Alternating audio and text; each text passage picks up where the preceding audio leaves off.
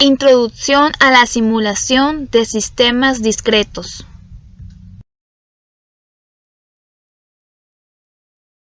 Mi nombre es Cintia Gaspar Nestoso, soy alumna del Tecnológico de Tijuana de la carrera de Ingeniería Industrial, soy del grupo séptimo Y y les voy a hablar acerca sobre la introducción a la simulación de sistemas discretos.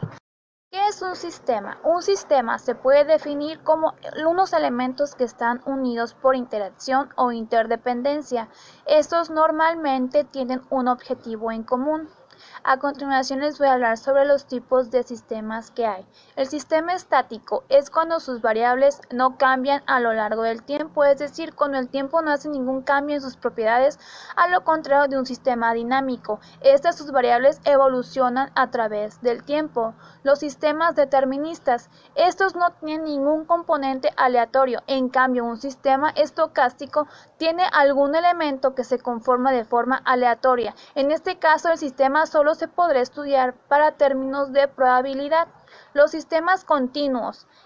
Sus variables de estado cambian de forma continua a lo largo del tiempo, mientras que en uno discreto cambian instantáneamente de valor en ciertos instantes de tiempo. Es un sistema de gran complejidad, ya que puede ocurrir que existan variables de estados continuas y discretas. De modelos. Un modelo matemático representa el sistema por medio de las relaciones lógicas y cuantitativas entre sus variables de estado. Tanto el valor de las variables como sus relaciones se pueden modificar para estudiar cómo reacciona este modelo y por lo tanto cómo puede reaccionar el sistema real ante dichos cambios. Modelos físicos. Estos están formados por una estructura material que tiene características similares en cuanto al objeto de estudio, o sea, son similares a las del sistema real. Un ejemplo de este modelo pudiera ser una maqueta a gran escala. Y también los modelos analógicos, que sin tener la misma estructura física que el sistema real, tienen un comportamiento similar con respecto a algunas variables del estado.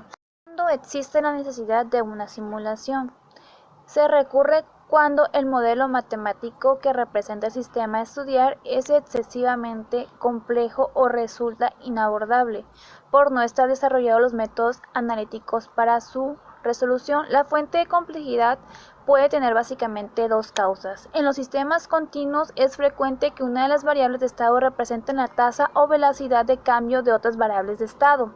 En los sistemas discretos pueden aparecer fenómenos aleatorios que solo se pueden representar en términos probabilísticos.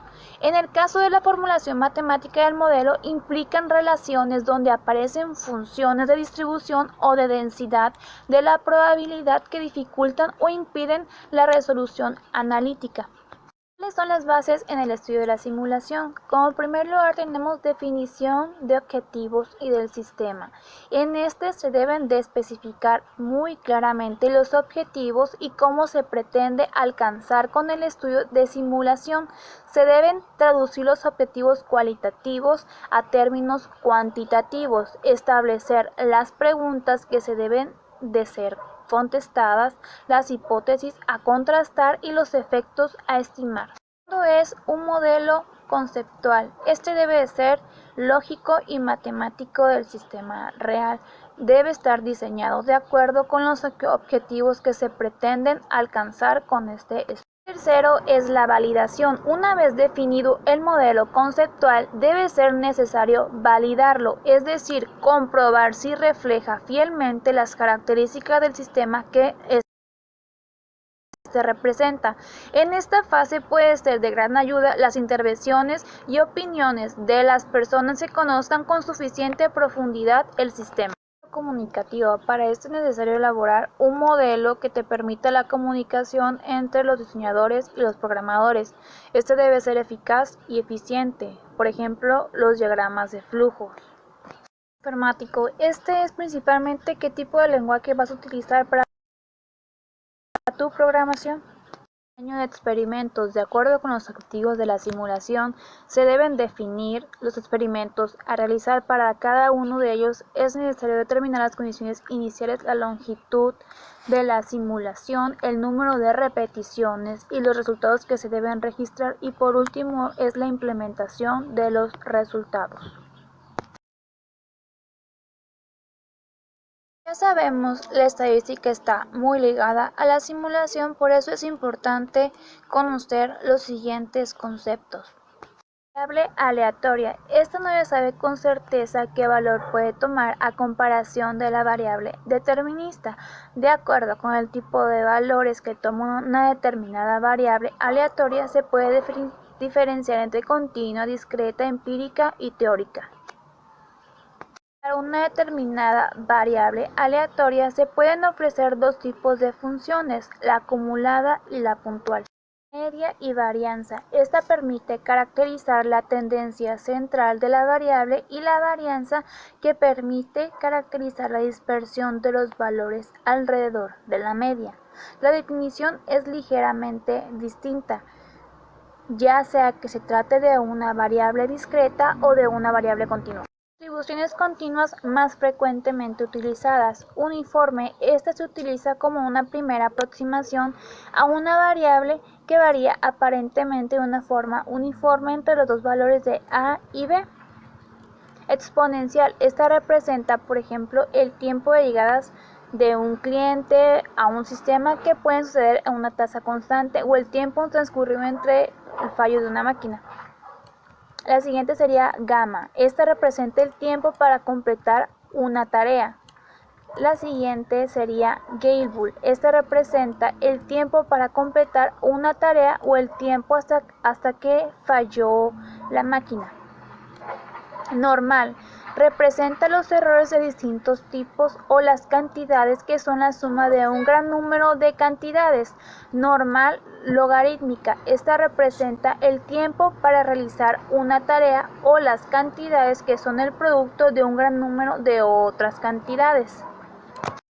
Esta se utiliza para el modelado aproximado en ausencia de los datos o para representar la distribución de n número de defectos de un lote o el tiempo para completar una tarea.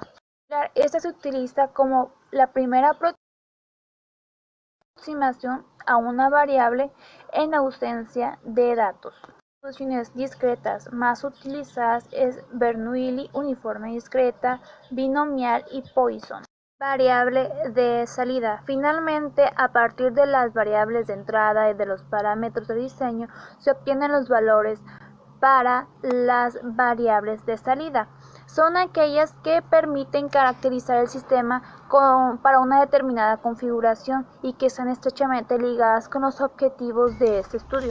Diseño de un modelo de simulación.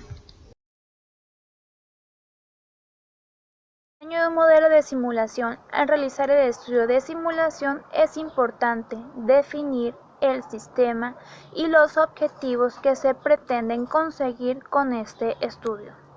La construcción de tu modelo de simulación deberás contar con las herramientas informáticas disponibles.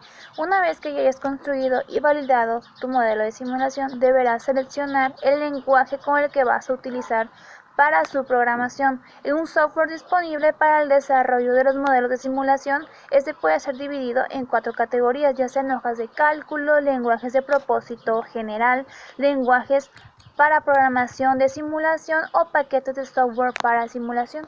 De entrada. Las variables de entrada son aquellas que corresponden a fenómenos del sistema sobre las que no se tiene ningún tipo de control. Y los parámetros de diseño son aquellas características del sistema sobre las cuales se tiene control y son las que determinarán la configuración de nuestro sistema.